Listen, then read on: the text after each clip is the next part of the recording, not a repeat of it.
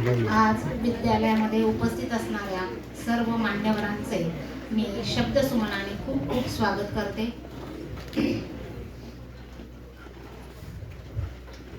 सर्व मान्यवरांना व्यासपीठावरती स्थानापन्न होण्याची नम्र विनंती करते.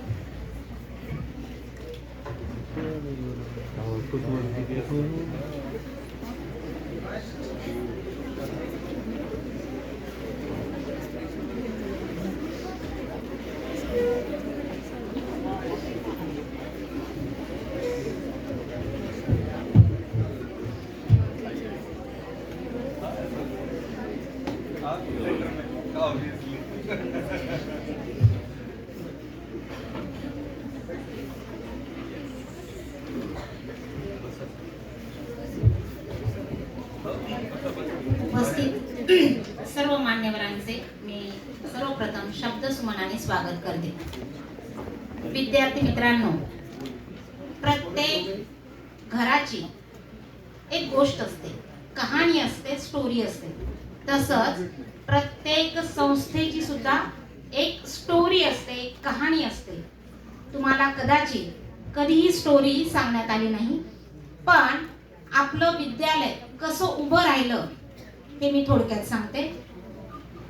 आदरणीय स्वर्गवासी डॉक्टर सारडा साहेब, त्याच्यानंतर स्वर्गवासी ज्यांच्या स्वप्नातून हे विद्यालय निर्माण झालं असे नंदकिशोरजी भार्गव सर, प्राध्यापक चंद्रकांत देऊळगावकर सर, प्राचार्य पुरोहित सर, शहरकर गुरुजी आणि शिक्षणप्रेमी अशी काही मंडळी यांनी एकत्र येऊन शहरामध्ये एक मातृभाषेतून शिक्षण देणारी प्राथमिक शाळा, आनंददायी शाळा असावी असा विचार सगळ्यांनी केला आणि अभिनव मानव विकास संस्थेची स्थापना झाली 1992 मध्ये.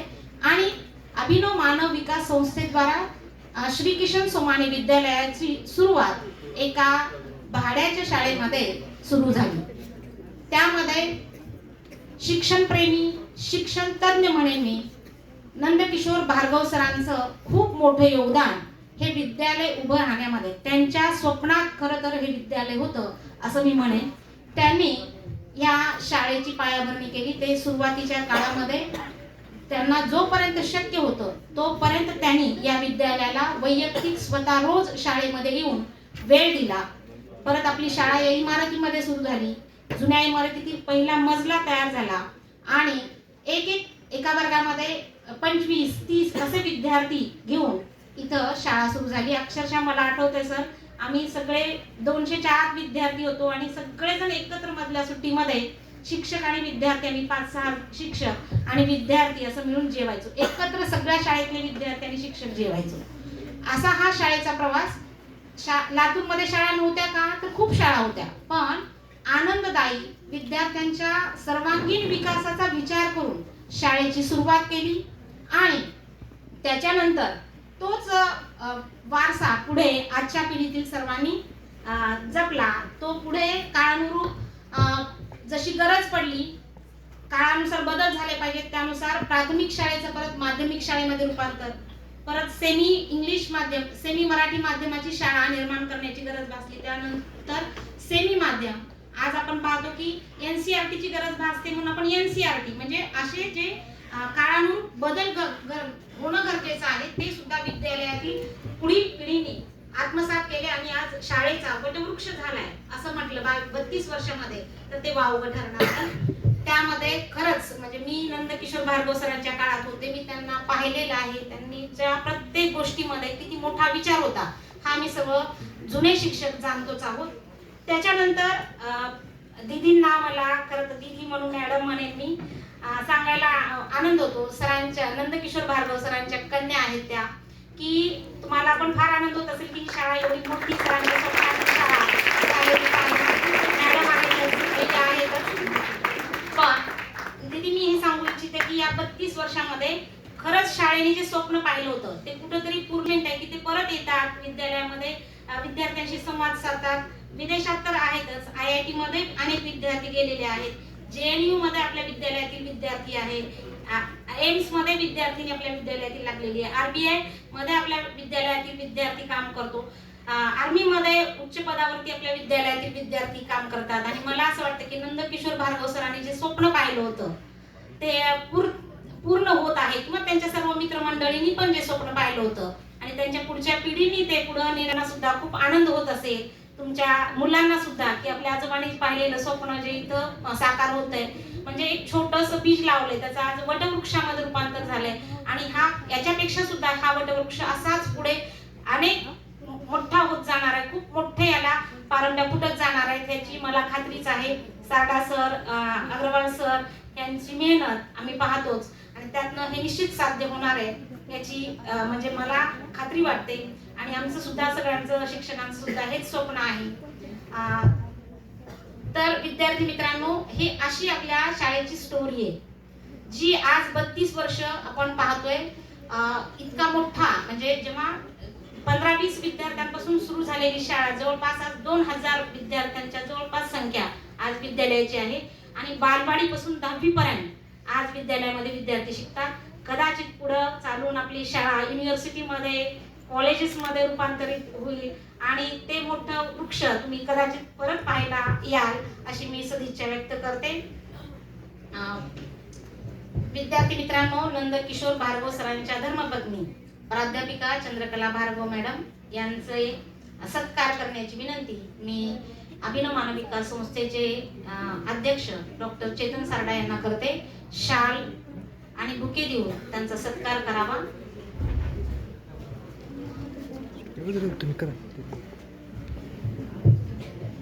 भार्गव मॅडमना लातूरमध्ये ओळखत नाही असं कोणीच नाहीये. प्राध्यापिका, उद्योजिका, समाजसेविका, वेगवेगळ्या क्षेत्रामध्ये मॅडमनी आपला ठसा उमटवलेला आहे. धन्यवाद सर. यानंतर माननीय अनुपमा धूत भार्गव मॅडम यांचा सत्कार शाल, बुके, स्मरणिका. दीदी 25 वर्ष शाळेला रौप्य महोत्सव झाला त्यावेळेस सर्व विद्यार्थ्यांनी जे लेखन केलं, चित्र काढली, त्याच्यातून ती स्मरणिका तयार केलेली आहे. ती स्मरणिका तुम्ही निश्चित अवश्य वाचा. आणि आमचे मार्गदर्शक पर्यावरण तज्ञ अतुल देऊळगावकर यांनी लिहिलेलं पृथ्वीचे आख्यान हे पुस्तक देऊन त्यांचा सन्मान करावा असं मी विनंती डॉक्टर सारडा सरांना करते.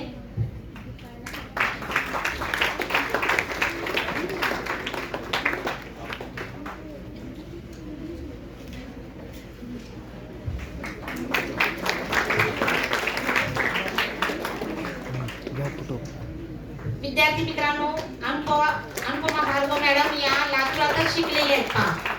त्या BE इन केमिकल इंजिनिअरिंग मध्ये त्यांनी पिलानी मदत केलेल्या आहे. Early childhood Montessori teaching training घेतलेल्या आहे आणि आता त्या मॉन्टेसरी टीचर इन अटलांटा मध्ये काम करतात पहा. असं हे दीदींचं व्यक्तिमत्व. आणि त्यापेक्षा एक वेगळी ओळख दीदींनी सांगते. मी गोदावरी शाळेतच होते दीदी. आमच्या शाळेमध्ये त्या उत्कृष्ट वक्त्या म्हणजे आमच्या शाळेतले सगळे जेव्हा त्या होत्या तर सगळ्या ट्रॉफीज त्याच शाळेमध्ये घेऊन यायच्या आणि मला म्हणून त्या चांगल्या लक्षात आहे.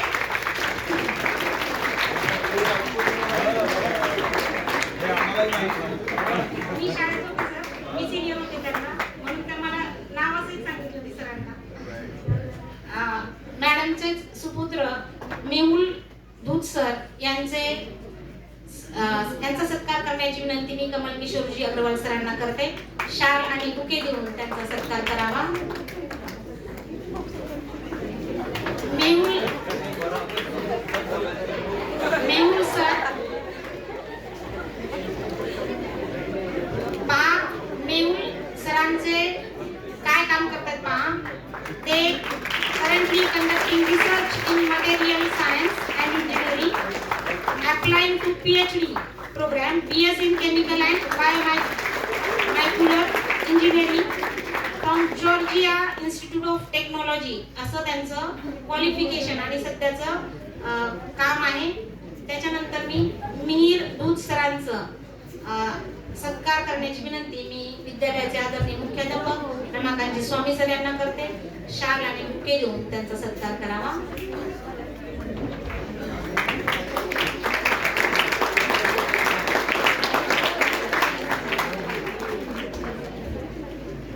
मेहुल भैया currently working as a internal consultant for the AIT at Microsoft. त्याच्यानंतर BS in Industrial Engineering, BS in Economics, MS in Data Analytics from the Georgia Institute of Technology. त्याच्यानंतर स्टेफिनिया अल्मेडा यांचा सत्कार करण्याची विनंती मी संजय सरांना करते.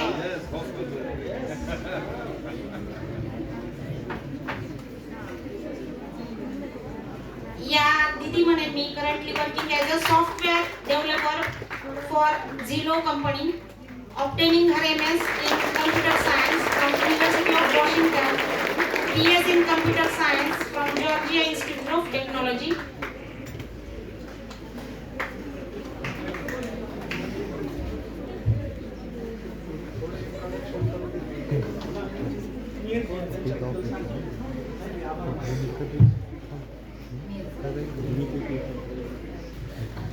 मी मिहिर दूत भैयांना विनंती करते की आपण विद्यार्थ्यांशी संवाद साधावा.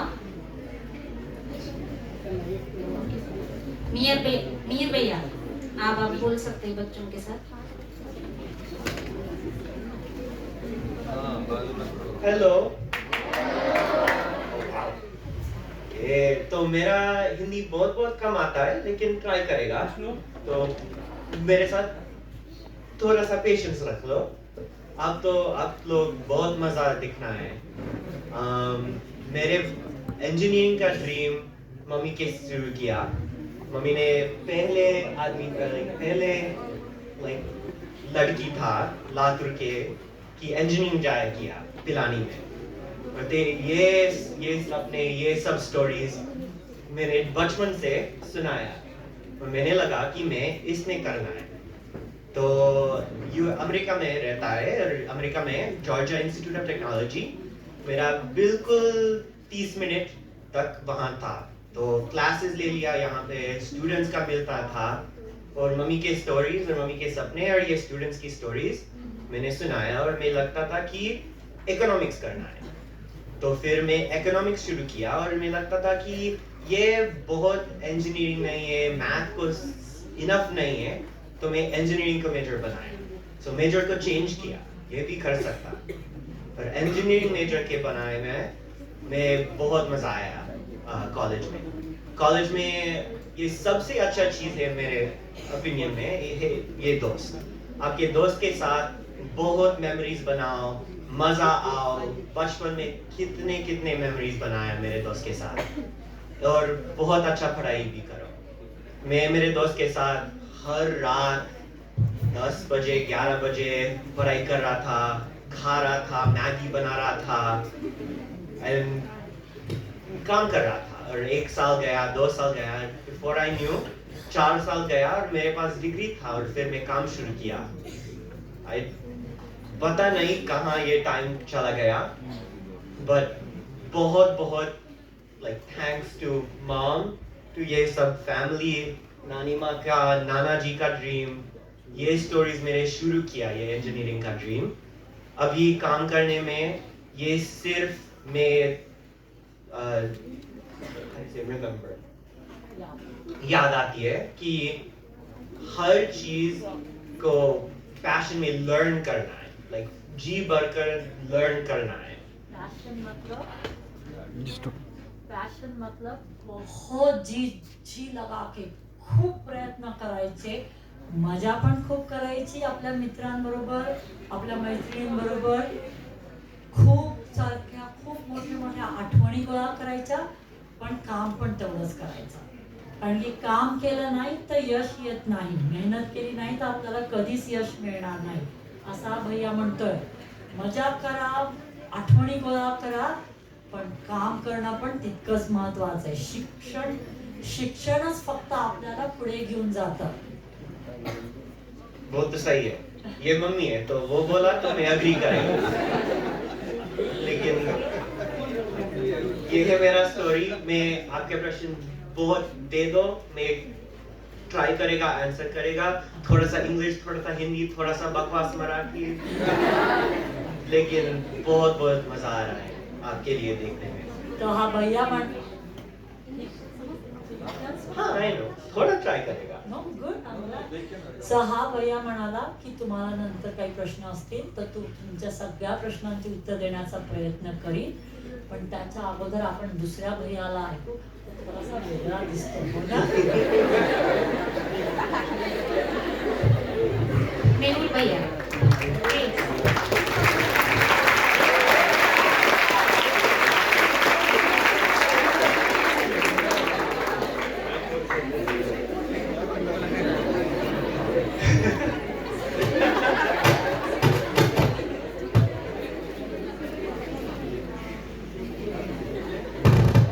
बाप रे, मैंने कुछ नहीं तैयार की. म्हणते की मी काहीच बोलायला तयार नाही. आता काय करू? No, this is Yeah, you can.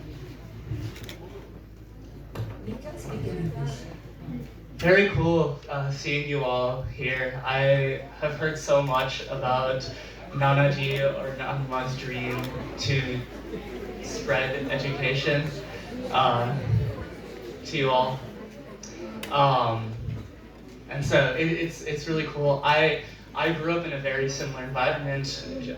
जो भैया ने कहा, मम्मी भी टीचर है छोटे छोटे बच्चे के लिए. तो मैं स्कूल जब मैं बहुत छोटा था, वो मेरे टीचर थे. और फिर अभी मैं I want to continue this tradition. I also want to do research and be a professor to continue to spread knowledge and education to the next generation of students like you all. So it's really exciting to see you all. My hair is not actually like this. केसांचा रंग असा खरा नाहीये. त्यांनी काय केलंय त्या केसाला? 2-3 हफ्ते के पहले मैंने कलर की. मेरे बाल काले हैं. जो आपके जैसा काले हैं, पर 2-3 हफ्ते के पहले मैंने ये कलर की. So yeah, same as Nirbhaya said, have fun. These times are amazing to get to spend with all of your friends. But listen to your teachers, do your homework, listen to your parents. They know what they're doing. And you'll remember these lessons, even if you don't necessarily know that you will right now. You'll remember them later. So make sure you really enjoy the school that you have here. This is really amazing. तर कळलं त्यांनी काय सांगितलं? तो तुम्हाला म्हणतोय की मजा करा, खूप शिका, तुमच्या टीचर्सचं ऐका. आता तुम्हाला लक्षात नाही येणार की तुमचे आई वडील आणि तुमचे मोठे तुम्हाला का सांगतायत, पण ह्याची किंमत तुम्हाला नंतर कळेल जेव्हा तुम्ही थोडेसे मोठे व्हाल. पण सगळ्यात महत्त्वाचं आय थिंक दोन्ही भैया हेच म्हणतायत की खूप मेहनत करा. मेहनतीला आपण कधीच कमी नाही पडायचं. मेहनत केली की त्याचे फळ मिळतात. आता हा भैया पुढे जाऊन PhD करणार आहे. PhD केल्यानंतर तो कॉलेजमध्ये त्याला शिकवायचं आहे अशी त्याची इच्छा आहे. म्हणून नाहीतर केमिकल इंजिनिअरिंग करून तो कुठेही जॉब घेऊ शकला असता, पण तो म्हणाला नाही, मला नाही करायचा आता जॉब, मला अगोदर खूप अजून शिकायचंय पुढे. आणि नंतर ते शिक्षण मी तुमच्यासारख्या सगळ्या विद्यार्थ्यांना त्याला द्यायची इच्छा आहे.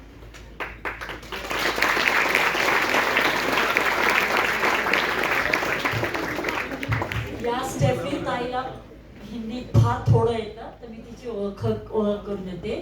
स्टेफनी माझी होणारी सून आहे, मी बयाची होणारी बायको आहे. तिने कम्प्युटर इंजिनिअरिंगमध्ये इंजिनिअरिंग केलेलं आहे आणि आता ती पण मास्टर्स करतीये. ती पण खूप हुशार आहे. आम्ही कधी कधी सगळं शिकवतो की या दोघांमध्ये ती जास्त हुशार आहे. तर आता तुम्हाला काही पण प्रश्न असतील तर मी भैयांकडे माईक देईन, ते ट्राय करतील. नाही कळलं तर सांगा, मी तुम्हाला एक्सप्लेन करून देईन. ठीक आहे?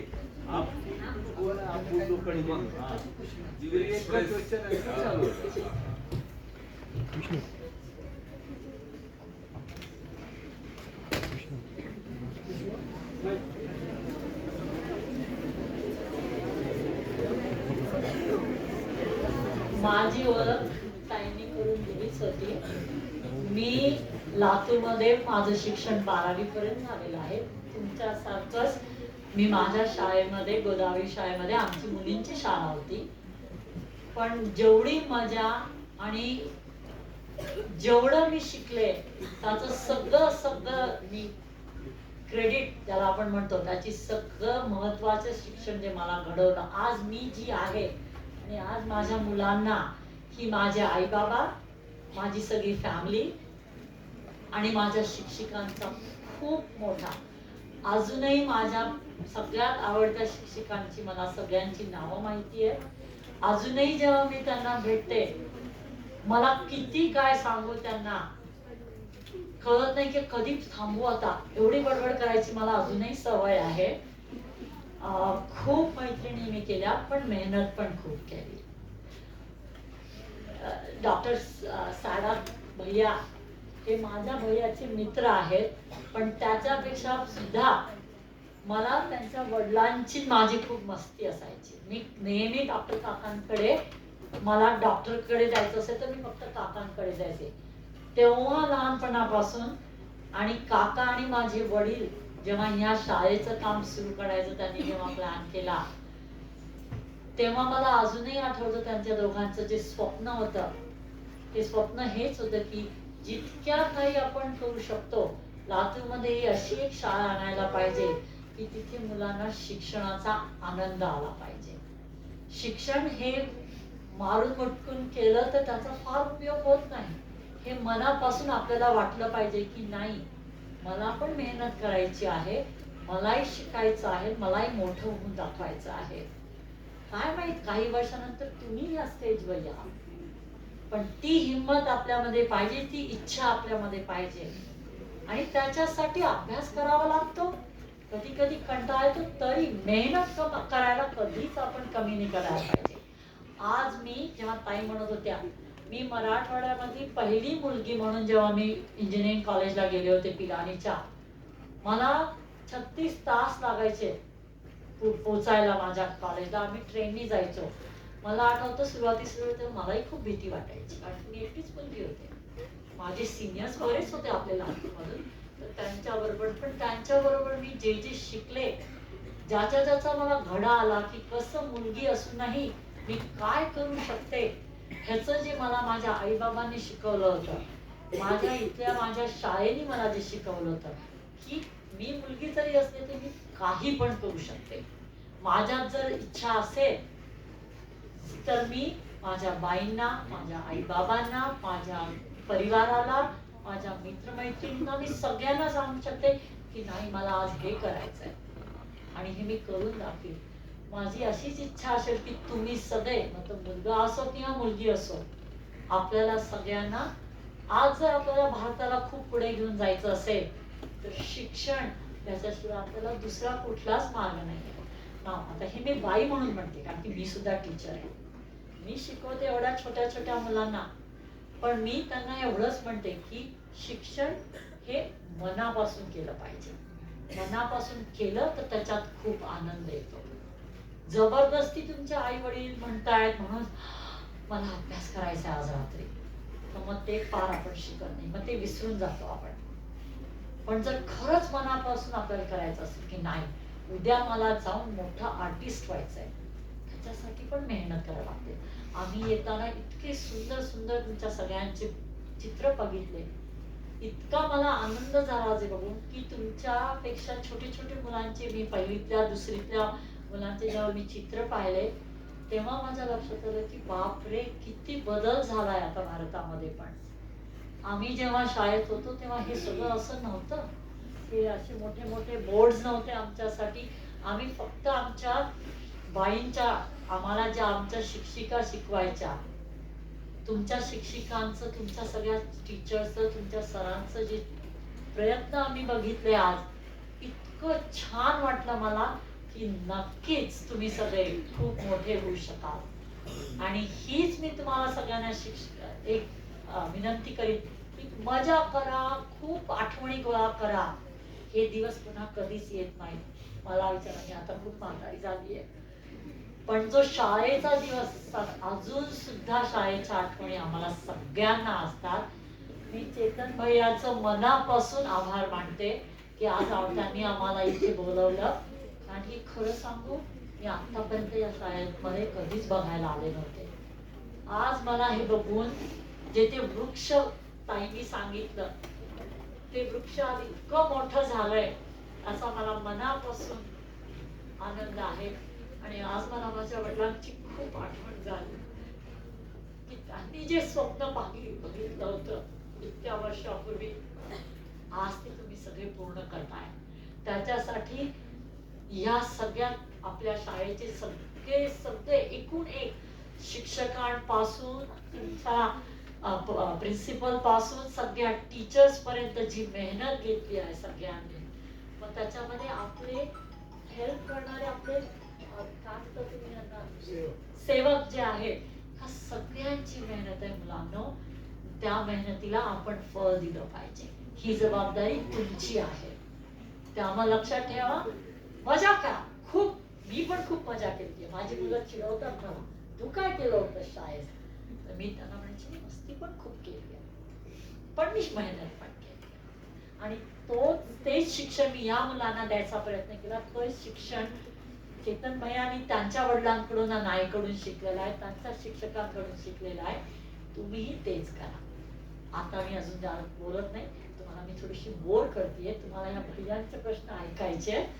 चला, आता तुम्ही तुमचे प्रश्न भैयाला विचारू शकता.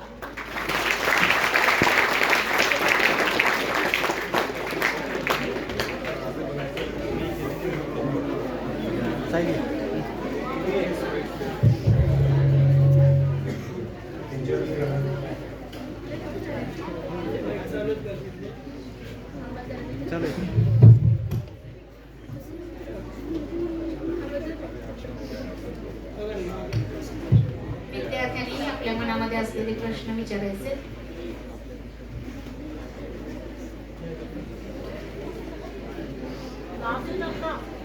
काही पण विचारू शकता तुम्ही. काय पण तुम्हाला मनामध्ये पडत असणारे प्रश्न विचारू शकता. बघा विद्यार्थ्यांना, अमेरिकेमधली शिक्षण पद्धती तुम्हाला समजून घ्यायची आहे का? आणि मग त्या संदर्भात तुम्हाला काहीही विचारायचं असेल तर विचार. काहीही विचारा शिक्षणाबाबत. कुणी उठून विचारा. विचार. सायली, तुझ्या मनात प्रश्न आहे का? ते उठ. अमेरिकेमध्ये कसं शिकवलं जातं? भारतासारखंच की थोडं वेगळं? थोड़ा सा सिमिलरिटीज है, थोड़ा सा डिफरेंसेस है. हम सेम सब्जेक्ट सीखता है, history, science, mathematics, languages. America में इंग्लिश पहले शुरू करता है और फिर हिंदी नहीं सीखता है, तो घर में मेरे थोड़े थोड़े हिंदी सिखाया. अमेरिका में और थोड़ा सा लैंग्वेजेस की ऑप्शंस है. नहीं, हस्त कर सकता है. मैं भी जानता हूँ कि मेरे हिंदी थोड़ा थोड़ा वेगळा है. और मैं हिंदी, मराठी और मारवाड़ी तीनों लैंग्वेज में एक शब्द में कर सकता है. लेकिन अमेरिका में ये लैंग्वेजेस की ऑप्शंस थोड़े और होता है. फ्रेंच, स्पेनिश होता है. थोड़े लोग ये चाइनीज सिखाता है. तो सिमिलरिटीज है, डिफरेंसेस भी है. और एक चीज थोड़ा सा अलग है अमेरिका में. ये अमेरिका में ये स्पेशलाइजेशन बहुत लेट होता है. तो जानता नहीं भारत कैसे है, लेकिन अमेरिका में अप टिल 12th स्टैंडर्ड बहुत सारे एग्जाम्स नहीं है. Like end of year final exams है, टेस्ट है क्लास में. लेकिन ये सबसे बड़ा एग्जाम्स होता है 12th स्टैंडर्ड में और कॉलेज एप्लीकेशंस के लिए।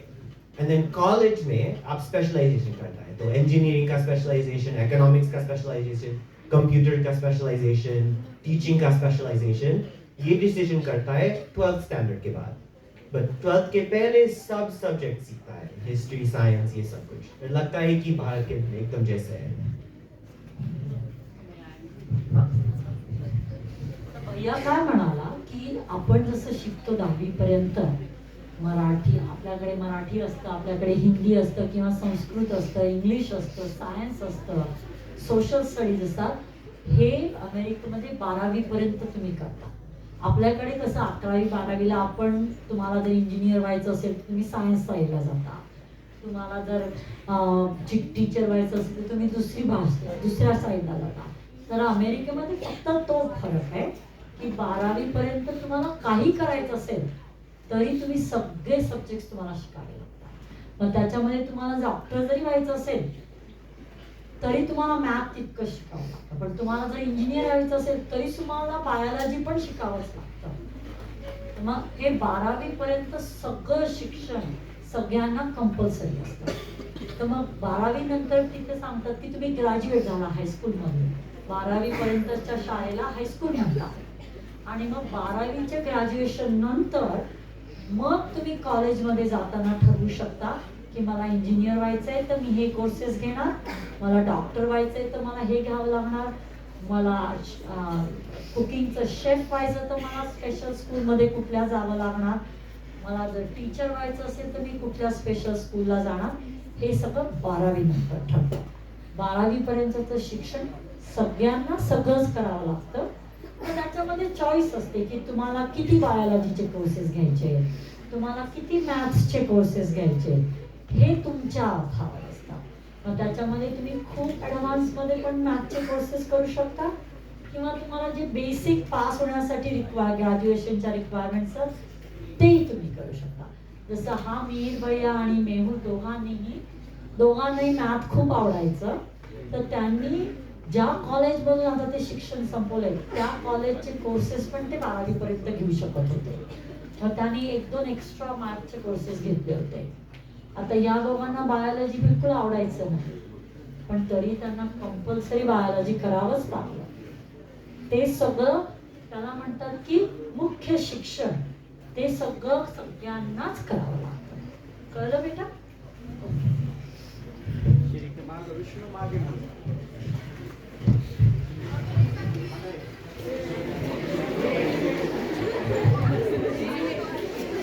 अमेरिका के एजुकेशन सिस्टम में स्कॉलरशिप होती है क्या?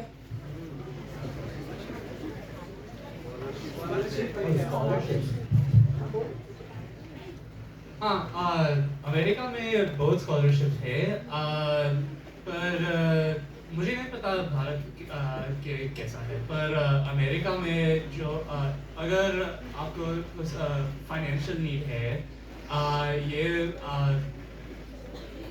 मेन है स्कॉलरशिप के लिए। और फिर अगर आप बहुत अच्छे से पढ़ते हैं तो फिर आप स्कॉलरशिप्स मिलते हैं। वो तो सही है।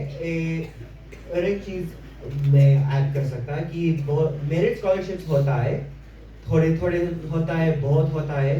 मेरे के लिए मेरे लकी था कि एक स्कॉलरशिप मैंने मिला, मेहनत के लिए और लक थोड़ा सा के लिए मैंने एक स्कॉलरशिप मिला और सब कॉस्ट ने कवर किया। तो ट्यूशन की कॉस्ट, खाना की कॉस्ट, बुक्स की कॉस्ट सब कवर किया। तो बहुत अच्छा था मेरे के लिए। मैं सब पढ़ाई कर सकता था, कुछ नहीं, दिमाग में पैसा नहीं, कंसर्न नहीं था, क्योंकि मेरे फैमिली हमारे पास बहुत पैसे नहीं है। तो स्कॉलरशिप ने मिले में बहुत अच्छा लगता था। और इसके बारे में मैं मेरे इंजीनियरिंग को सब क्लास कर सकता था। तो मैंने ये केमिकल इंजीनियरिंग को बहुत क्लासेस नहीं किया, ये मेरे भाई के इच्छा है। लेकिन मैं मेरे डेटा एनालिटिक्स और स्टैटिस्टिक्स को बहुत मजा आता था। मुझको स्पोर्ट्स बहुत पसंद है, तो ये माइक्रोसॉफ्ट एक्सेल में स्प्रेडशीट्स बनता था। ये क्रिकेट की स्टैटिस्टिक्स, फुटबॉल की स्टैटिस्टिक्स, सब कुछ मैं ट्रैक करता था, एनालिसिस करता था, ग्राफ्स बनाया था, प्रेजेंटेशंस बनाया था।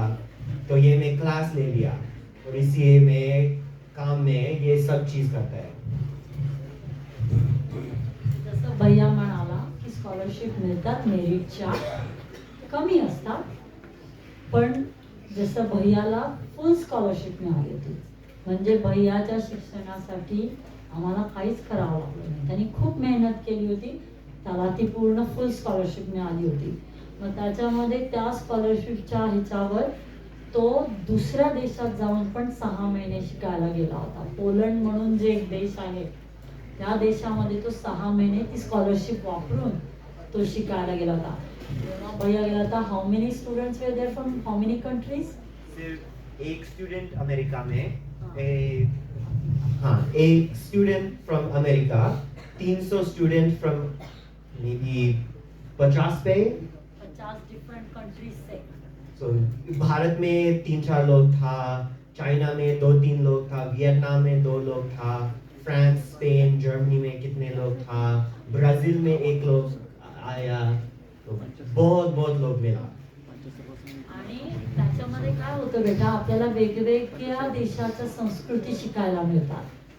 भैया म्हणायचा तिथे इराणचे पण मुलं होते, सौदी अरेबियाचे पण मुलं होते. हा प्रत्येक जगाची वेगळी पद्धत असते. आपण जे करतो ते जरुरी नाही का दुसऱ्या देशात पण असेल. तर वेगवेगळ्या लोकांशी कसं त्यांच्या बरोबर राहायचं, भाषा एकत्र नसते तरी कसं आपण राहू शकतो हे खूप त्याला शिकायला मिळालं होतं तिथे पोलंडमध्ये. तुम्ही भैयाला काही विचारणार नाही का काय खेळ खेळतात ते, काय गुंडा मस्ती केली त्यांनी शाळेमध्ये? नाही तर मी सांगून टाकेल त्यांची सगळी. मैंने ऐसा सुना है कि इंडिया के बच्चों से ज्यादा अमेरिका के बच्चे टैलेंटेड होते हैं, इंटेलिजेंट होते हैं. मुझे लगता है कि ये नहीं सही है. एक्चुअली अमेरिका में भारत के स्टूडेंट्स बहुत ज़्यादा करता है. कॉलेज में भी, पढ़ाई और काम में भी भारत के लोग बहुत अच्छा काम करता है. ये एक चीज़ थोड़ा सा अलग है कि भारत के लोग थोड़ा सा एडजस्टमेंट पीरियड होता है, क्योंकि भारत के लोग उसको लगता है कि वो थोड़ा सा टैलेंट कम है. एक्चुअली नहीं है, लेकिन लगता है कि कम है. अब ये कॉन्फिडेंस मिलता है तो बहुत बढ़िया जॉब करता है. तो ये मैं बता सकता कि कॉन्फिडेंस है आपके टीचर्स के, आपके पढ़ाई में, आपके परिवार में. कॉन्फिडेंस के साथ सब कुछ करेगा. टैलेंट को कुछ नहीं डिफरेंस है अमेरिका और इंडिया में.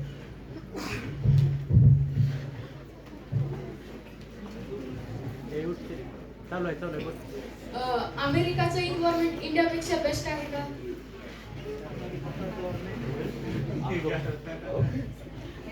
मैं इस क्वेश्चन भी एनवायरनमेंट, हाँ, तो एकेडमिक एनवायरनमेंट किया ओवरऑल. तो एकेडमिक एनवायरनमेंट लगता है कि मैंने जैसा कहा बहुत सिमिलर है, थोड़ा सा डिफरेंसेस है. ओवरऑल एनवायरनमेंट थोड़ा सा ज़्यादा अच्छा है, एयर क्वालिटी थोड़ा सा ज़्यादा अच्छा है. लगता है कि मैंने सुना कि इंडिया बहुत काम कर रहा है थोड़ा सा इम्प्रूव करना के लिए. थोड़ा सा अमेरिका का हेड स्टार्ट है इसके वजह से.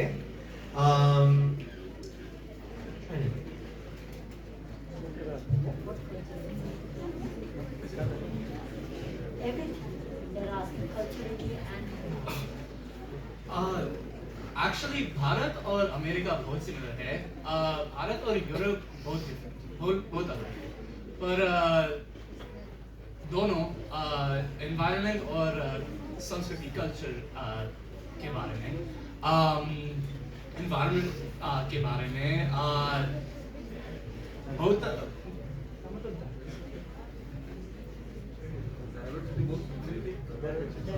डाइवर्सिटी है.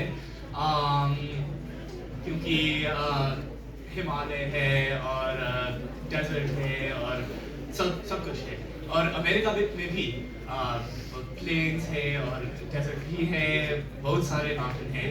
तो भारत और America are two of the most environmentally diverse places world में. और भारत और अमेरिका बहुत competitive भी है. एकेडमिक के बारे में ज़्यादा कोलैबोरेशन नहीं है अमेरिका में. सब कंपटीशन है बिल्कुल भारत के जैसा, तो ज़्यादा सिमिलर है.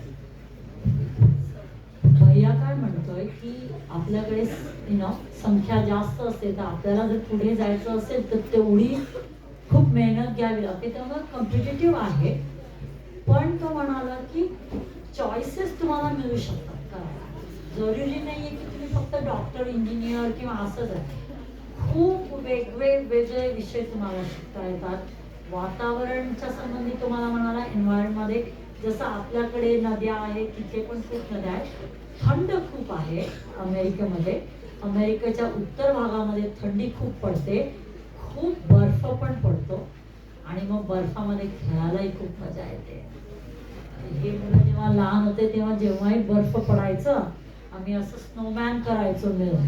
या दोन्ही मुलांचे खूप फोटो आहेत. खूप मजा यायची, खूप थंडी वाजायची, पण तेवढं सगळं स्नोमॅन वगैरे करून मग घरी येऊन मस्त हॉट चॉकलेटचं दूध प्यायचं. आणि या भैयांना त्या सगळ्यांची आठवणी असेल. तर डायव्हर्सिटी म्हणजे काय की वेगवेगळ्या कडून आपल्याकडे कसं भारतामध्ये महाराष्ट्र वेगळं आहे, गुजरातमध्ये वेगळं आहे, तसंच अमेरिकेमध्ये पण वेगवेगळ्या देशातली लोक आहेत. मग त्याच्यामुळे ती डिव्हर्सिटी मिळते की वेगळे कल्चर, वेगळ्या पद्धती, वेगळं जेवण. प्रत्येक देशाचं वेगळं जेवण असतं, पण ते अमेरिकेमध्ये एकत्र होतं सगळीकडे. तेव्हा आम्ही जेव्हा जेवायला जातो, आपण इंडियन तर आपल्याला सगळ्यांनाच आवडतं, पण मग बाहेर गेलं की मग ह्या मुलांना, ऑफकोर्स तुम्हाला सगळ्यांनाही पिझ्झा आवडतच असेल, मग ह्या मुलांनाही पिझ्झा खूप आवडतो, पास्ता खूप आवडतो, अशा गोष्टी खायला मिळतात. मग तुम्हाला ऑल द वे थायलंडचं जेवण पण खायला मिळतं. आता थायलंड तर कुठे आपल्या जवळ आहे भारताच्या, अमेरिकेपासून इतकं दूर आहे, पण तेही जेवण खूप खायला आवडतं. मग मेक्सिको अमेरिकेच्या जवळ आहे, मग तिथलं खाणं पण मला खूप खायला मिळतं. मग वेगवेगळ्या पद्धती, वेगवेगळे कपडे घालण्याची पद्धती, वेगवेगळी भाषा हे शिकायला खूप मिळतं अमेरिकेमध्ये. तुम्हाला काय शिकायचंय हे तुम्ही ठरवू शकता. शिकण्याला कधीच एंड येत नाही अमेरिकेमध्ये. किती अजूनही माझे खूप जुने शेजारी होते, त्यांचं वर्ष होतं 70. त्या 70 साली जाऊन कॉलेजमध्ये शिकायच्या. त्यामुळे एज्युकेशन अमेरिकेमध्ये कधीच बंद होत नाही. ते म्हणतात तुम्ही शिकत राहा, तुम्हाला जितकी इच्छा तेवढी शिकत राहा. तिथलं डिसिप्लिन कसं आहे?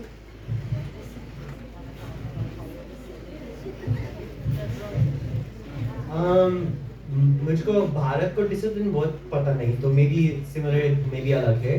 लेकिन अमेरिका में डिसिप्लिन बहुत ज़्यादा लाइक वर्ड्स में है. तो आप कुछ लाइक रॉन्ग करता है तो may be 5 minute time out मिलता है. तो आप में पढ़ाई करता है अकेले लाइक एक कॉर्नर में, और फिर आएगा क्लासरूम में, दूसरी बार करेगा तो मे बी 10 मिनट जाएगा. पेरेंट्स को नोटिफाई करेगा, थोड़ी देर के बाद सिर्फ रिपीट होता है. मुझके नहीं हुआ of course, but discipline I think balance है कि अमेरिका में सब लोग जानता है कि हम लोग बच्चे थे, लाइक बच्चे, आप लोग बच्चे, लाइक चीज होता है, मजा आना है, लेकिन पढ़ाई भी करना है, तो बैलेंस होना चाहिए.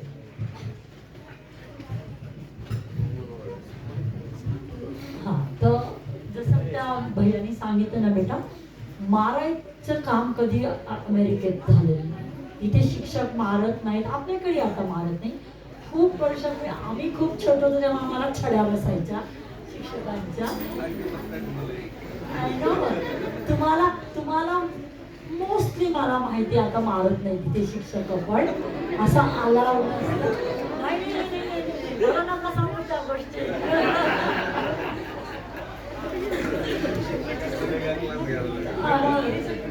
तर पण ओव्हरऑल जी डिसिप्लिन आहे ते घरात पण खूप असतं. आता या भैयांना जबाबदारी आली पाहिजे, कारण की तिथे कसं असतं मुलांना तुम्ही 18 वर्षाची झाला की तुमच्या आयुष्याची सगळी जबाबदारी तुमचीच असते. मग पैसे कसे कमवायचे, खर्च कसा करायचा, हे तुम्हाला आई बाबा नाही देत पैसे. मग तुम्हाला जॉब करून पुढचं शिक्षण करावं लागतं. मग तुम्हाला तुमचं सगळं हिशोब ठेवावा लागतो. आता पैसे जर संपले तर कसं तुम्ही जेवायला जाणार मग बाहेर? हे आई वडील देत नाही तिथे पैसे, ते आई वडील तुम्हाला शिकवतात. तुमच्या 18व्या वर्षापर्यंत हे मुख्य असतं की जबाबदारी कशी आपण घ्यायची. आता या भैयांच्या डॉक्टर अपॉइंटमेंट्सला ते मला अलाव नाही करत यायला. ते म्हणतात नाही, हे मोठी झालेली मुलं आहेत, ज्यांना प्रश्न असेल तर ते स्वतः विचारतील, त्यांना काही शंका असेल तर ते डॉक्टरला स्वतः विचारतील. तर मी कधी गेले तर मला बाहेर बसावं लागतं, कारण की डॉक्टर म्हणतात नाही आम्हाला त्यांच्याशी डायरेक्ट बोलायचंय, तुम्ही नाही पाहिजे. त्यामुळे मी आता या भैयांच्या बरोबर डॉक्टरच्या अपॉइंटमेंटला पण नाही जात, आणि गेले तरी मग मी माझी बाहेर पुस्तक वाचत असते. कारण की डॉक्टर म्हणतात की नाही, आता तर शब्द ते वापरतात की हे आता अडल्ट झाले आहे. 18 म्हणजे अडल्ट झाले, आणि अडल्ट झाले की अशी अपेक्षा असते अमेरिकेमध्ये की तुम्ही सगळं स्वतःच्या स्वतः करायचं. तुम्हाला माहिती का ह्या मुलांना गाडी कधी चालवायला मिळते, कार वगैरे? 15 वर्षाच्या वर्षी त्यांना पहिल्यांदा लायसन्स मिळतो शिकण्यासाठी गाडी. हो ना, किती क्रेझी आहे. आणि 16व्या वर्षी तर ह्यांना गाडी चालवायची परमिशन पण असते. पण मी पण आई आहे, मलाही भीती वाटायची कशी गाडी देऊन यांना एवढ्या छोट्यापणी. मग मी त्यांच्याबरोबर बसायचे. मग त्यांना काही महिने कोणीतरी त्यांच्या शेजारी बसून शिकावं लागायचं. मग मी किंवा ह्यांचे वडील यांच्या शेजारी बसायचे, आणि मग ही भैया गाडी शिकायचे. आता या दोघांनाही गाडी येते चालवता, पण इंडियामध्ये येत नाही बेटा. आता मलाही येत नाही गाडी इंडियामध्ये चालवता. एवढी गरज झाली आहे, हा मामा मला देत नाही आता गाडी. म्हणतो तुला येत नाही गाडी चालवता, म्हणतो तू काय जरी जाऊन कुठेतरी ठोकून देशील. आणि तुम्हाला माहिती आहे आपण कुठल्या बाजूने गाडी चालवतो भारतामध्ये? अमेरिकेमध्ये राईटनी चालवतात. एक जोक आहे बेटा जगामध्ये, सगळे म्हणतात अमेरिका मुद्दामून सगळं जग करतं त्याच्या उलट करतं. इकडे लेफ्टला चालवतात, अमेरिकेमध्ये राईटला चालवतात. पण एक आहे, तिथे लोक शिस्त खूप पाळतात. जेव्हा ड्राईव्ह करतो ना तिथे तुम्हाला एक सुद्धा हॉर्न बघायला मिळत नाही, ऐकायला मिळत नाही. हे मुलं येतात ना, त्यांना सगळ्यात मजा ह्याची वाटते, मम्मी इथे हॉर्न का वाजवतात लोक? मम्मी त्यांना समजते बेटा इथे गर्दी इतकी असते की तुम्ही हॉर्न नाही वाजवला तर कुठे जाणारच नाही, तिथेच बसून राहतो. अमेरिकेमध्ये ते नाही. अमेरिकेमध्ये रेड लाईट झाली की सगळे थांबतात. कोणी अशी घाई करत नाही की आता मला लवकर जायचंय, मला उशीर होतोय. रेडचं ग्रीन झाल्यावरच गाडी चालते, मग ते कुठेही असो. आणि काही ठिकाणी जर लाईट नसतील, सिग्नल्स नसतील, तिथे लाईट्स म्हणतात, सिग्नलला लाईट्स म्हणतात. तिथे सिग्नल जर नसेल तर तिथे स्टॉप साईन लावलेलं असतं. आणि मग ते पोलीस मामा तिथे असेल किंवा नसेल तरी स्टॉप साईन दिसली की प्रत्येक कार थांबते त्या स्टॉप साईनच्या तिथे. मग त्यांना चारी बाजूला बघावं लागतं, आणि मग त्याच्यानंतरच ते गाडी पुढे चालवतात. हे कोणी जबरदस्ती करत नाही रूल्सची, हे तिथे अमेरिकेमध्ये ते. आता आपल्याकडे कसं होतं, आपण बाहेर फिरायला जातो, डस्टबिन सापडलं नाही, म्हणजे बाबा आता कुठे मी डस्टबिन शोधते, माझ्या हातातलं जे काही कचरा आहे मी फरशीवर टाकते. हे बिलकुल नाही तिथे बघायला नाही. त्यामुळं अमेरिका स्वच्छ दिसते. प्रत्येक जण आपली जबाबदारी काय आहे याचं लक्षात ठेवतात. मी जर कचरा करतेय तर हे माझं काम आहे की तो कचरा मी कचरा पेटीतच टाकला पाहिजे. मग त्याच्यासाठी मला तो कचरा 10 मिनिटं हातात पकडावा लागला तरी ओके. पण फार रेअरली तुम्हाला असं मिळेल की लोक असे रस्त्यावर फेकून देतात कचरा, आणि असं जर कोणी पोलिसनी पाहिलं तर त्यांना फाईन बसतो, त्यांना दंड भरावा लागतो. त्यामुळं पण मग लोक असा कचरा टाकत नाही तिथे. मग ते डस्टबिनच शोधावं लागतं, त्या डस्टबिन मध्येच कचरा टाकावा लागतो. म्हणून अमेरिका एवढी स्वच्छ दिसते. सगळेजणांना असं वाटतं अमेरिका किती सुंदर दिसते. याचं कारण हे आहे की सगळेजण आपली जबाबदारी पूर्ण करतात. आम्ही सुद्धा कचरा कुठं टाकतो? अरे वा, तरीच ही शाळा इतकी स्वच्छ दिसत होती. मी सरांना आणि भैयांना तेच म्हणते ती केवढी स्वच्छ दिसते ही शाळा. अशी शाळा खरंच मी भारतामध्ये खूप वर्षांनी पाहिली आहे. मॅडम, जसं भारतामध्ये एक्झामसाठी खूप कॉम्पिटिशन आहे तसं अमेरिकेमध्ये आहे का?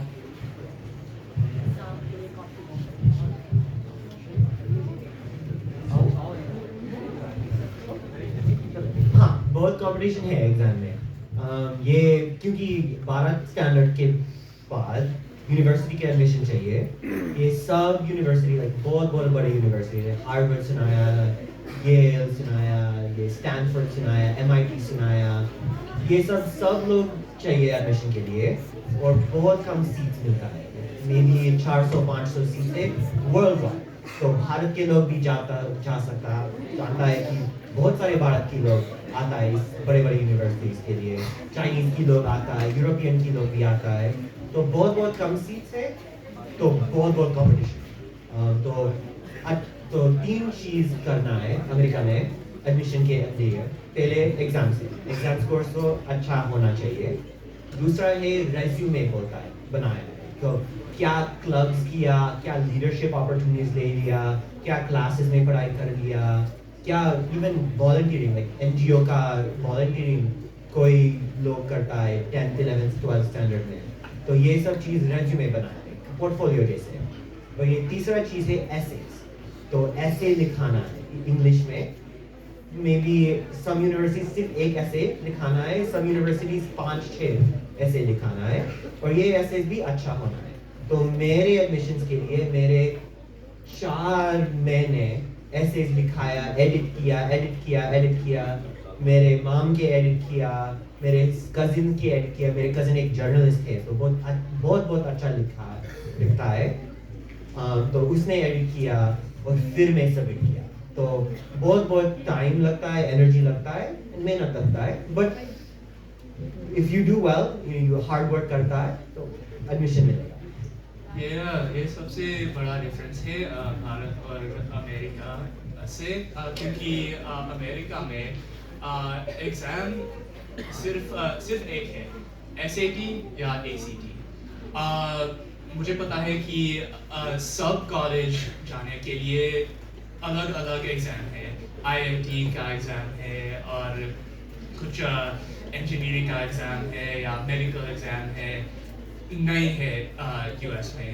अगर आप डॉक्टर बनना चाहिए तो कॉलेज के बाद आप एग्ज़ाम लेते हैं, कॉलेज के पहले नहीं। और तो भारत में ग्रेड्स, मार्क्स और एग्ज़ाम ज़्यादा इम्पोर्टेंट है। अमेरिका में ग्रेड्स और मार्क्स और एग्ज़ाम इम्पोर्टेंट है, पर कुछ और चाहिए ऐसे लिखने के लिए। और स्कूल के बाहर कुछ करना है भी। ये इस बात नहीं है भारत में, ये बहुत इम्पोर्टेंट है अमेरिका में। तर दोन्ही भैया बेसिकली काय सांगतायत तुम्हाला की शिक्षण, मार्क, टेस्टचे स्कोर तर मॅटर करतात, पण अमेरिकेमध्ये तुम्ही दुसरं काय करता, तुम्हाला आवडी काय आहे, तुम्ही काय करता, तुम्ही स्पोर्ट्स खेळता का, तुम्ही डिबेटमध्ये भाग घेता का, तुम्ही खूप चित्र चांगलं करता, ह्या गोष्टींनाही खूप महत्त्व आहे आणि त्याची माहिती तुमच्या ॲप्लिकेशनमध्ये अमेरिकेमध्ये लिहावी लागते की बाबा मी या क्लबचं चेस क्लब चालू केला। जेव्हा हा मेहुल भैया छोटा म्हणजे कॉलेज हायस्कूलमध्ये होता तेव्हा त्यांनी इन्व्हेन्शन म्हणून एक क्लब चालू केला होता की हे सगळी मुलं एकत्र बसून काहीतरी नवीन प्रॉडक्ट इन्व्हेंट करायचं आणि ते मोठ्या कंपनीला विकायचं, असा एक क्लब होता।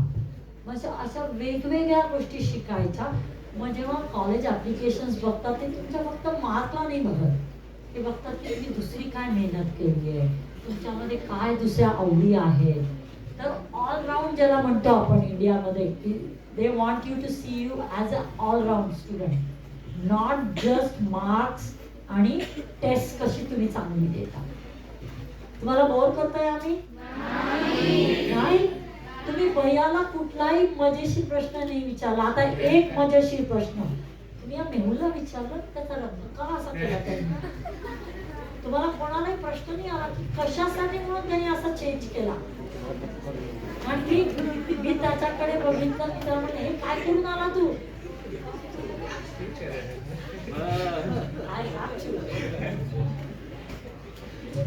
तुम्ही परमिशन दिली का ह्यांना केस कलर करण्यासाठी?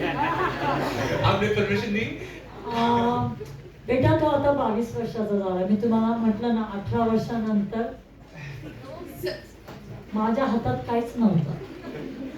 त्यामुळे फक्त मी त्याच्याकडे बघितलं, म्हटलं व्हॉट. तुम्हाला आवडलं का म्हणजे ह्याने असं केस कलर केलं? तो गंमतशीर नक्की दिसतो. मला एक मजा सांगते. आम्ही ना गेल्या 2 आठवडे झाले भारतात आहोत ना, आम्ही सगळे फक्त बरोबर असलं तर आम्हाला कोणी विचारत नाही की तुम्ही बाहेरून आलाय. हा माझ्या बरोबर असला की सगळे विचारतात आम्हाला, तुम्ही बाहेरून आलायत का? ऐसा नहीं है. मैं मम्मी के साथ रहते हैं अभी ये 6-8 महीने के लिए, तो मैं मम्मी को सुनते हैं. ऐकतो मी त्याला उगीच त्रास देते. ऐकतो तो. घरामध्ये शिस्त अजूनही मुलं पाळतात. हा, त्यांचं ओपिनियन असेल तर ते मला देतात, मी ऐकून घेते. पण शेवटी घरातले निर्णय मी आणि त्याचे वडील घेतो. त्यामुळे अजून तरी त्याला ऐकावं लागतं त्याच्या आई बाबांचं.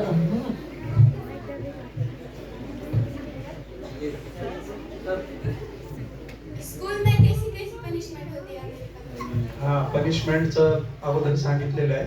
पनिशमेंट होत नाही, बरोबर आहे. त्यांनी सांगितले आणि तिथं पनिशमेंट करत नाही म्हटल्यानंतर तुम्ही हसलात, तर तुम्ही का हसलात म्हणून तुमच्या वर्गामध्ये गेल्यावर तुम्हाला पनिशमेंट होईल. तर तुम्हाला अमेरिकेबद्दलची जी ओळख मिहीर आणि मेहुल भैया जे हे दोघ जण बराच वेळ झालं करून देत आहेत ना, की आता जाधव मॅडमने सांगितले की त्यांच्या आजोबांनी नंदकिशोर भार्गव संस्था सुरू करण्यामध्ये जे प्रमुख 3-4 होते, आपले चेतन सारडा सर जे अध्यक्ष आहेत त्यांचे वडील होते राम गोपालजी सारडा, नंदकिशोरजी भार्गव साहेब यांनी ही शाळा सुरुवात केली त्यांच्या आजोबांनी. आणि त्यांच्या आजी पण या ठिकाणी आज चंद्रकला मॅडम, भार्गव मॅडम उपस्थित आहेत. कार्यक्रमाचा आपण आता हा समारोप एक गीत ऐकून करणार आहोत. भार्गव मॅडमना विनंती आहे की आपण विद्यार्थ्यांना एक गीत ऐकवावं आणि आपण हा कार्यक्रम संपवू.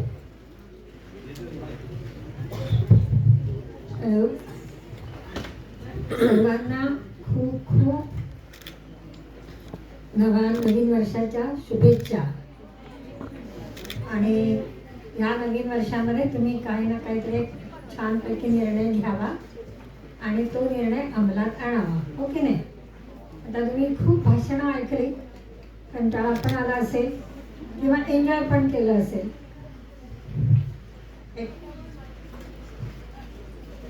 एक छोटंसं गीत म्हणते, आवडतं का गाणं ऐकायला? पाडू चला रे भिंत ही मध्ये आड येणारी, पाडू चला रे भिंत ही मध्ये आड येणारी, या मनामध्ये बांधूया एक वाट जाणारी, या मनामध्ये बांधूया एक वाट जाणारी. मी कोण तू आहे, कोणाला हे कळले आहे, कोणाला हे कळले आहे.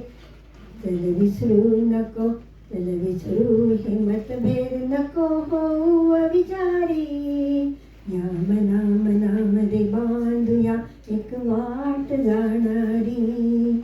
हा हिंदू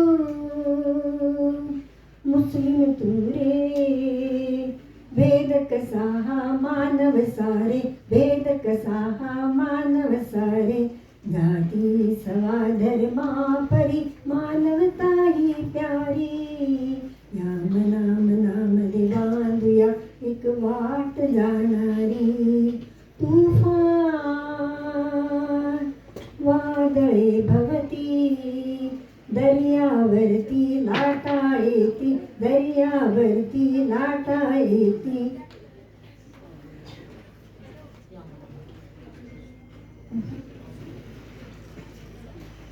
मग एकी तरे चालू ही नाव तरणारी, या मनामध्ये बांधूया एक वाट जाणारी.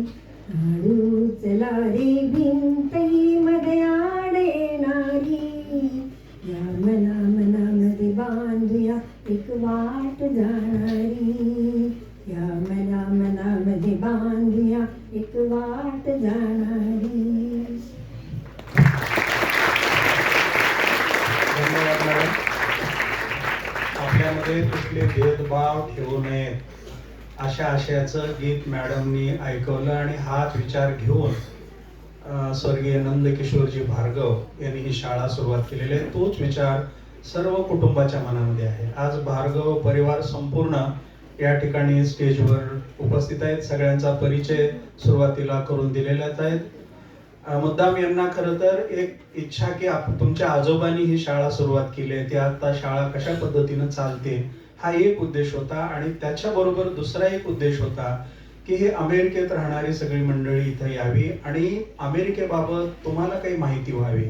तुमच्या मनात तिथल्या शिक्षणाबद्दल, तिथल्या व्यवस्थेबद्दल, समाजाबद्दल काही प्रश्न असतील तर त्याचीही ओळख व्हावी, हाही उद्देश होता. आम्ही एखाद्या शाळेला भेट द्यायला गेल्यानंतर मोठ्या अभिमानाने त्या शाळा सांगतात की आमच्या शाळेतले विद्यार्थी ऑनलाईन दुसऱ्या देशातल्या विद्यार्थ्यांशी बोलतात. आम्ही सांगणार तुमच्या शाळेतले ऑनलाईन बोलत असतील, आमच्या शाळेतले विद्यार्थी ऑफलाईन दुसऱ्या देशातील सगळ्यांशी बोलतात असं आम्ही सांगू शकतो. असं म्हणण्याची संधी भार्गव परिवाराने दिलेली आहे. सगळ्यांचा परिचय झालाय. हे तर आहेतच. पलीकडे अग्रवाल साहेब तुम्ही नेहमी पाहता आपल्या शिक्षण संस्थेचे, ते संस्थापक सचिव होते सुरुवातीला आणि आता गेल्या 16 वर्षापासून सचिव म्हणून काम करतात माननीय कमल किशोरजी अग्रवाल साहेब. खरं तर तुम्हाला आम्ही नेहमी म्हणतो सचिव उपस्थित आहेत, अग्रवाल साहेब उपस्थित आहेत, पण तुम्हाला माहित आहे हे इथं सगळं जे काही निर्माण होतं ना, असा हॉल मुलांना करून द्यायचा आहे. सगळे CCTV पाहिजेत, सगळ्या क्लासरूम मध्ये प्रोजेक्टर पाहिजे. आम्हाला सांगतात की दादा मावशी आणखी 2-4 वाढवा, शाळा तेवढी स्वच्छ राहिली पाहिजे. विद्यार्थ्यांवर संस्कार करा की शाळा सगळ्यांनी एवढी सुंदर ठेवावी. तुम्ही सगळे शिस्तीत वागता, येणारे पाहुणे सगळे तुमचं कौतुक करतात. तर अशा कार्यक्रमासाठी आवर्जून येतात. अग्रवाल साहेब उपस्थित आले, त्यांचे आभार मानतो. आणि त्यांच्या बाजूला जे बसलेत ना, स्वर्गीय नंदकिशोरजी भार्गव यांचे ते सुपुत्रच आहेत. आत्ता संस्थेवर कार्यकारिणीवर ते आहेत. म्हणजे भार्गव परिवाराचं प्रतिनिधित्व गेल्या 32 वर्षापासून आहे. आत्ताही प्रत्येक मीटिंगला शाळेच्या संजीवजी उपस्थित राहतात, चांगले काही सल्ले देतात. म्हणजे हे परिवार पाठीमागे तुमच्या ही शाळा उभा करण्यासाठी आत्ताही सगळे कष्ट घेतात, म्हणून ही शाळा सगळी वाढत आहे. डॉक्टर साहेब चेतन सारडा सर तिथं OPD चालू आहे. तुम्हाला माहिती आहे डॉक्टरकडे गेल्यावर आपला नंबर कधी येतो म्हणून आपण वाट पाहतात, बरोबर आहे. तिथं पेशंट वाट पाहतायत, पण तरी वाटते की नाही अशी कुठली तरी बाहेरची VIP चांगली मंडळी शाळेत येते तेव्हा शाळेसाठी वेळ दिला पाहिजे, म्हणून डॉक्टर साहेब पण आले. त्यांचे मी आभार मानतो, सगळ्यांचे आभार मानतो आणि तुमचं कौतुक करतो. मला माहित आहे तुम्ही खूप छान प्रश्न विचारलात, त्याच्यापेक्षा अधिक सुंदर उत्तर मेहुलनी दिले. कळत नसतील तर तुम्हाला अनुपमा मॅडमनी तुमच्या मातृभाषेमध्ये सगळ्यांना समजावून सांगितले. मला खात्री आहे या कार्यक्रमात तुम्ही भरपूर काही शिकला असाल. तुम्ही शब्दात सांगू शकत नाही, पण तुमच्या मनातल्या बऱ्याच प्रश्नांची उत्तरं मिळालेली असतात. तुम्ही शांत बसून हा कार्यक्रम पण ऐकला, तुमचेही आभार मानतो आणि सगळ्यांचे आभार मानून आजचा हा कार्यक्रम संपला असं जाहीर.